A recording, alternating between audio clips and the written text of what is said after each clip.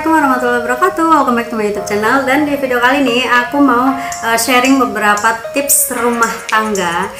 Jadi beberapa tips ini udah pernah aku jalankan. Intinya tips-tips yang bakal aku sampaikan buat kalian ini adalah beberapa tips yang udah pernah aku lakukan. Jadi menurut pengalaman aku gitu ya. Secara aku itu udah nikah sama suami aku itu sekitar 13 hampir 14 tahunan gitu kan. Jadi memang namanya kehidupan rumah tangga di awal-awal pernikahan itu namanya cekcok, berantem gitu, udah menurut aku udah hal yang masuk akal gitu ya. Karena apa? Karena kita menyatukan dua orang dengan dua kepala dan dua keinginan. Jadi menurut aku wajar sih kalau awal-awal pernikahan kita itu bakal diwarnai dengan percekcokan atau apa. Jadi banyak kan pernikahan yang di bawah 5 tahun mereka cerai gitu kan. Karena apa? Menurut aku pernikahan di bawah 5 tahun itu adalah masa-masa dimana kita itu harus menyesuaikan, masa-masa penyesuaian dengan pasangan kita, dengan suami kita, dengan istri kita gitu kan. Masa-masa penyesuaian yang memang harus kita lewati dalam setiap rumah tangga kita gitu. Jadi kenapa aku bikin video ini, karena aku ingin share aja, siapa tahu apa yang udah pernah aku lakukan, maksudnya pengalaman aku gitu, berguna buat kalian yang memang mau menikah atau yang sudah menikah dan sedang masa-masa penyesuaian ini gitu. Jadi ikutin terus video aku kali ini ya.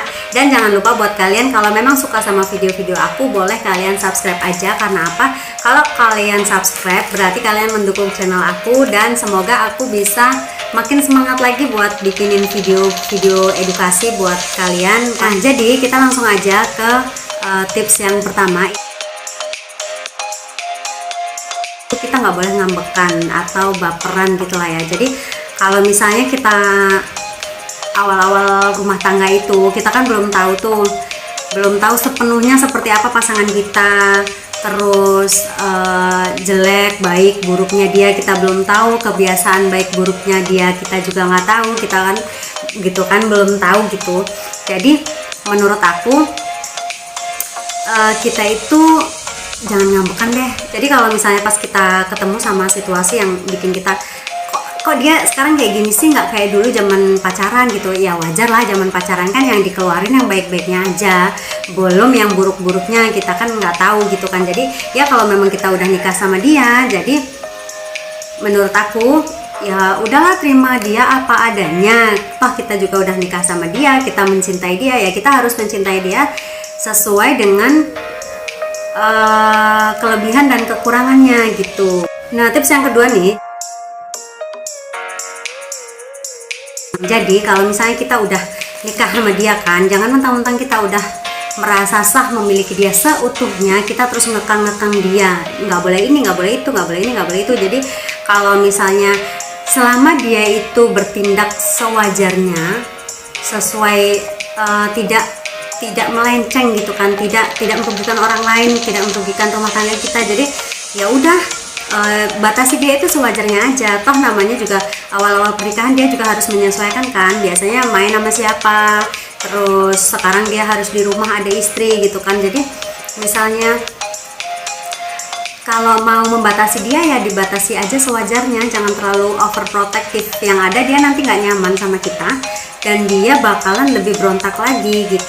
Toh nanti kalau dia udah maksudnya udah berproses, nanti ada waktunya sendiri kok, dia bakalan benar-benar menjadi yang kayak kita mau gitu. Dia memprioritaskan istrinya, nggak memprioritaskan temennya, atau dia biasa pulang malam jadi dia sekarang jadi lebih sering pulang cepet gitu kan. Jadi ya udah, nggak terlalu di ini aja, nggak usah terlalu dikekang-kekang gitu kan.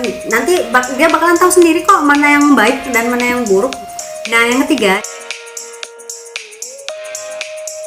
jadi misalnya kita berharap bakalan punya pasangan yang sempurna gitu kan, padahal kita tahu manusia itu nggak ada yang sempurna guys. Jadi udahlah, kalau misalnya memang kalian mencintai dia, cintai aja apa adanya, nggak usah kamu pengen kayak temenku nih punya suami kayak gini, temanku nih punya istri kayak gini. Jadi kalian nggak perlulah membanding-bandingkan kayak gitu. Kalian terus melihat kesempurnaan pasangan orang lain gitu.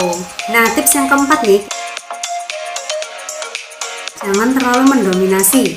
Jadi jangan terlalu mendominasi hubungan gitu loh. Jadi kalau biasanya sebelum menikah kita apa-apa diturutin gitu kan, setelah menikah ya jangan kayak gitu lagi. Kita harus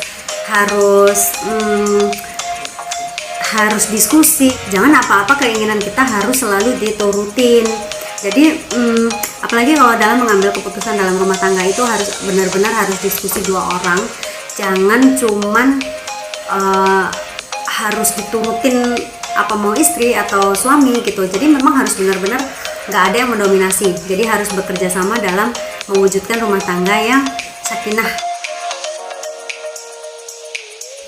Jangan menghina kekurangan pasangan. Jadi kalau misalnya kita itu udah mampu menghina dia gitu kan, jadi bukan hal yang tidak mungkin dia suatu saat bakalan mampu menghina kita. Karena apa? Dia mungkin menjaga perasaan kita ya. Kalau kita nggak menjaga perasaan dia dengan menghina kekurangan dia, lama-lama juga dia bakalan kayak gitu juga gitu. Jadi kalau misalnya kekurangan dia memang merugikan dirinya sendiri atau merugikan rumah tangga kita gitu kan, jadi ya udah diobrolkan baik-baik, didiskusikan dan dibicarakan secara baik. Nomor 6 nih guys, kita nggak boleh mengumbar kejelekan dia. Karena apa? Sebenarnya dia itu sebenarnya kita itu manusia yang berproses ya. Jadi kalau misalnya kita mengumbar kejelekan dia dan sedangkan dia sedang berproses dan suatu saat dia menjadi lebih baik, sedangkan kamu udah ngomong-ngomong sama orang tentang kejelekan dia, sedangkan orang-orang itu udah pada tahu jeleknya pasangan kita itu seperti apa, yang malu siapa? Kita dong. Kalau misalnya pasangan kita jelek, otomatis diri kita dong yang misalnya kayak gimana sih suami aku kayak gini gitu kan. Jadi benar kalau misalnya pasangan kita adalah pakaian buat diri kita. Nah, tips selanjutnya, jangan pernah ngajakin dia berantem, bertengkar dalam keadaan dia itu capek dan juga lapar. Karena apa? Orang lapar itu, orang capek itu gampang banget tersulut emosi. Jadi kalau misalnya nih kita ada sesuatu yang pengen kita utarakan dan itu bisa memicu pertengkaran dalam rumah tangga kita tahan dulu lah, kita tahan dulu nunggu sampai dia itu bener-bener yang relax, santai, baru kita ngomongin baik-baik. Kita ngomong pelan-pelan aja, baik-baik aja, apa mau kita, apa unek-unek kita, baru kita sampaikan ke dia. Insya Allah kalau kayak gitu sih nggak terlalu gampang memicu pertengkaran gitu kan ya. Nah, tips yang terakhir nih ya, jangan terlalu membandingkan siapa yang paling hebat di rumah, peran siapa yang paling dominan di rumah. Jadi kalau misalnya nih ya, suami kerja, istri di rumah, ya udah suami capek kerja cari duit di luar gitu kan, istri juga capek istilahnya ngurusin rumah tangga gitu, ngurusin rumah, ngurusin anak-anak gitu kan. Terus kalau misalnya sebaliknya nih, istri capek kerja di luar cari duit, suaminya enggak gitu, ya kenapa sih? Nggak apa-apa lah, namanya udah menikah itu biasanya kan udah hak mutlaknya Allah mau ngasih rezeki rumah tangga itu lewat siapa? Mau lewat suaminya atau lewat istrinya gitu kan. Jadi jangan mentang-mentang cari duit terus kita merasa lebih hebat daripada pasangan kita gitu. Karena apa? Ya itu tadi yang aku bilang, bahwa rezeki rumah tangga itu sebenarnya rezeki bersama, mau rezekinya lewat istri atau lewat suami gitu kan. Jadi itu rezeki bersama, itu udah haknya Allah. Jadi jangan pernah membanding-bandingkan, jangan pernah merasa sok hebat mentang-mentang kita itu udah cari duit gitu kan, selama yang pasangan kita enggak gitu. Tips selanjutnya, kita nggak boleh bawa-bawa orang tua. Jadi misalnya nih, kita nggak boleh menyinggung masalah orang tua gitu kan. Jadi kita nggak boleh menyinggung mertua kita atau keluarga kita gitu. Itu hal-hal yang benar-benar sangat sensitif bagi rumah tangga kita.